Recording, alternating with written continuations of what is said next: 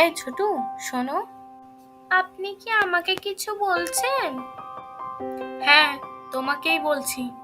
তা তুমি কি এখানকার? এই, মানেটা কি? হ্যাঁ, আমি এখানকার মানে কি বোঝাতে চাইছেন? আরে না না ছোটু, আসলে আমি বলতে চাইছি তুমি কি এখানে থাকো? তোমার বাসা কি এইখানে?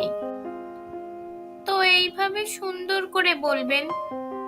আর হ্যাঁ, আমার বাসা এখানেই, এই পাশের গলিতে।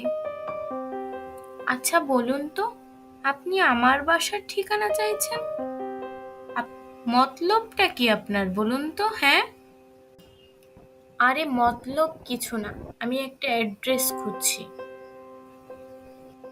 তুমি কি আরমান চৌধুরীর বাসাটা চিনো?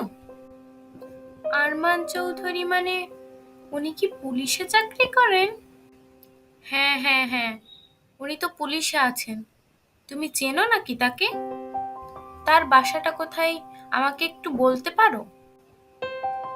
হ্যাঁ, বলতে তো পারি, কিন্তু তার আগে বলুন তো, বাবার কাছে আপনার কি কাজ? আরে না না, এটা তোমাকে বলা যাবে না। এটা তোমার বাবার সঙ্গে আমার কথা, বড়দের ব্যাপার। এটা তোমার শুনতে হবে না। তুমি চলো, তোমাদের বাসায় নিয়ে চলো আমাকে। এটা বড়দের ব্যাপার, সেটা আমাকে সুন্দর করে বুঝিয়ে বললেই হয়। এত চেঁচামেচি করার কি আছে?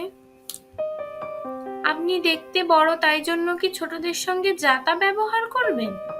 আপনি তো আচ্ছা অভদ্র। আল্লাহই জানে আপনার মতো একটা দুষ্টু মহিলার সঙ্গে আমার বাবার কি কাজ। আচ্ছা বাবা, সরি, আর হবে না। এখন চলো বাসার দিকে। আর সরি বলতে হবে না, এখন চলুন। তবে আমাদের বাসায় কিন্তু জুতো খুলে উঠবেন, বাইরে জুতো রেখে যাবেন। আচ্ছা ঠিক আছে বাবা, জুতা বাহিরে রেখে যাব। কিন্তু জুতা বাহিরে কেন রাখতে হবে?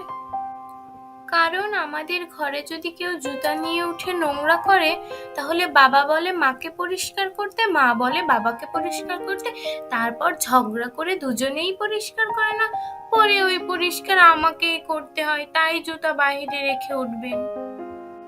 হ্যাঁ, তোমাকে পরিষ্কার করতে হয়? আচ্ছা বাবা, ঠিক আছে, আমি জুতা বাহিরেই রেখে যাব। আচ্ছা, আসুন তাহলে আমার পিছে পিছে। হ্যাঁ, চলো তাহলে।